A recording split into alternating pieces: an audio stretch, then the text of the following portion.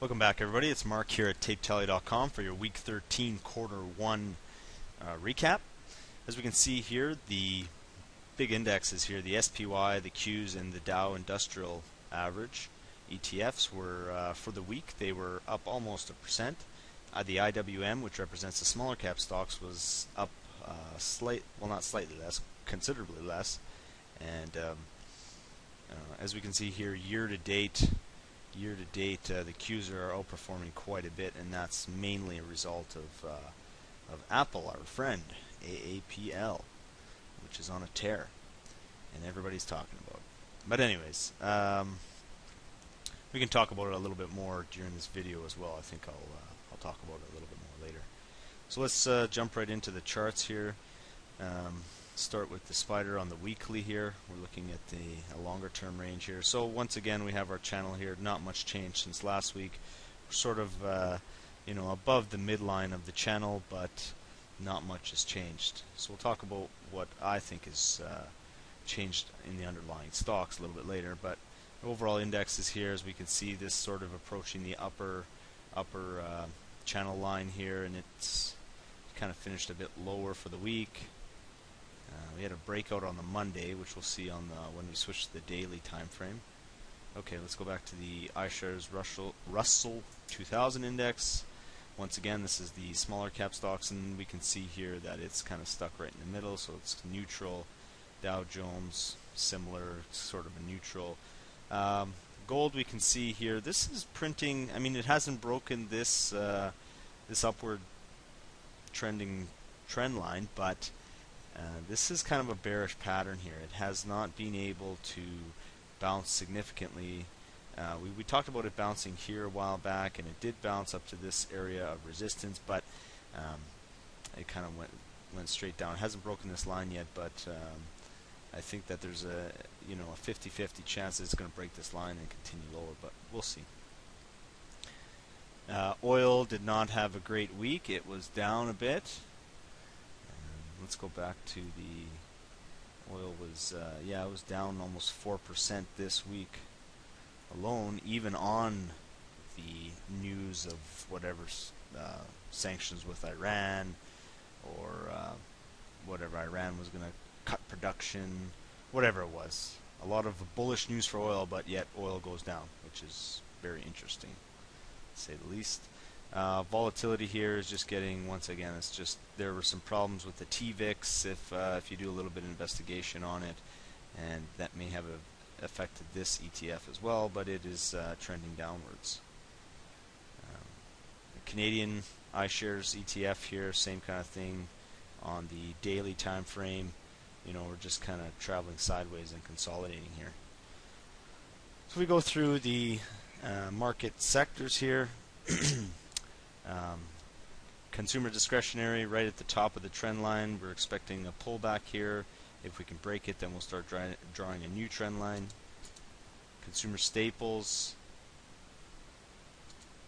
sort of a neutral pattern right in the middle of the channel, and you'll notice a lot of these financials we talked about last week breaking this channel. It looks like it slightly did, but we'll see how those work out. Healthcare, same kind of thing. We're in a neutral pattern.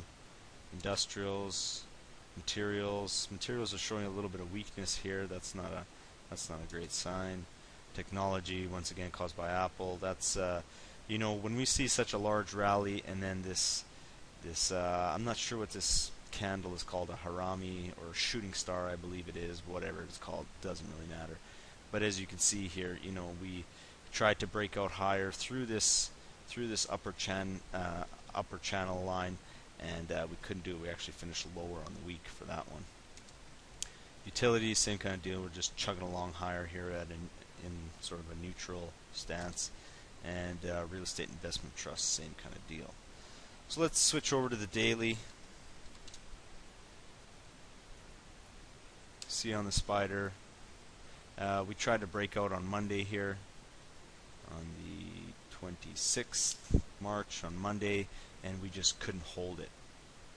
So you'll see a similar pattern on all these indexes, right? We tried to break out on Monday, and we could not hold it, and that was not a good indication. So what I think I'll do now is, instead of go through this because we kind of understand the overall indexes, let's go back a few weeks ago. I had a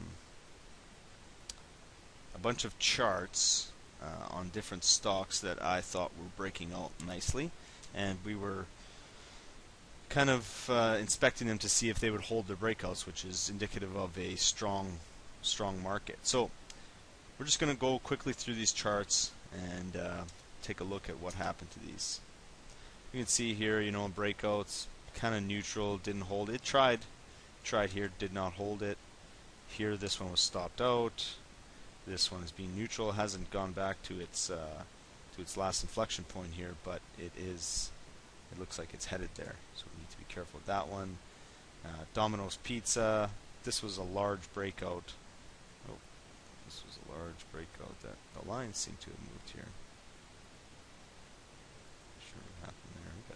Okay, so this one is, holding, but it's just right around its buy point. Nothing too special. What we want to see, is we want to see these stocks really start to move, and they're not. They're just not moving. So, I had this feeling that a lot of these stocks were starting to break out. See, this one is holding. That's not bad. It seems like a lot of these higher price stocks, like I talked about a week ago in one of my daily recaps, these higher price stocks are actually doing quite well, which is interesting. Because typically, before a large bull market, you'll see the risk on trade come back, and that's for the lower price stocks. But there are some that are holding up here. This one's not too bad. This one's not too bad. This one's being stopped out. But basically, what I'm seeing here is there isn't too much of an edge either way. There isn't a huge probability. There isn't anything that I'm seeing that's saying yes, this is going to be a very strong bull market. A lot of the momentum from the recent rally. If we go back to this spider here, this whole recent rally, like a lot of the momentum that was gained here is sort of waning, as you could say, especially in the underlying stocks of the indexes. And even a lot of the bears who are saying there's no way we can continue this rally and whatever, they're actually starting to accept it if you listen to some of the media. So that's not a good sign when the bears start to throw in the towel. That may mean that we may see a pullback here. So I'm just going through the stocks, taking a look at them. This is kind of the first time I've looked at them since I talked about them a couple of weeks ago. This specific list, anyways.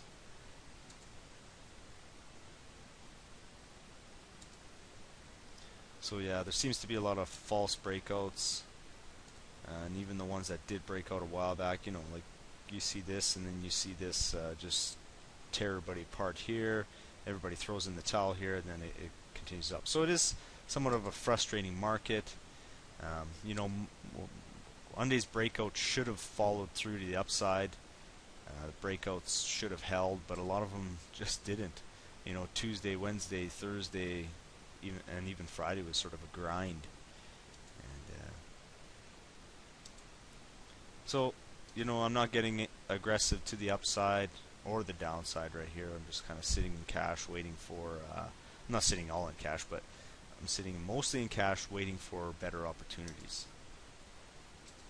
So there's a lot of other things to do in the meantime while you're waiting for better opportunities. So that's it. So for the next week, we're once again we'll be sitting and watching, waiting, and seeing if we see any large breadth movements to the upside.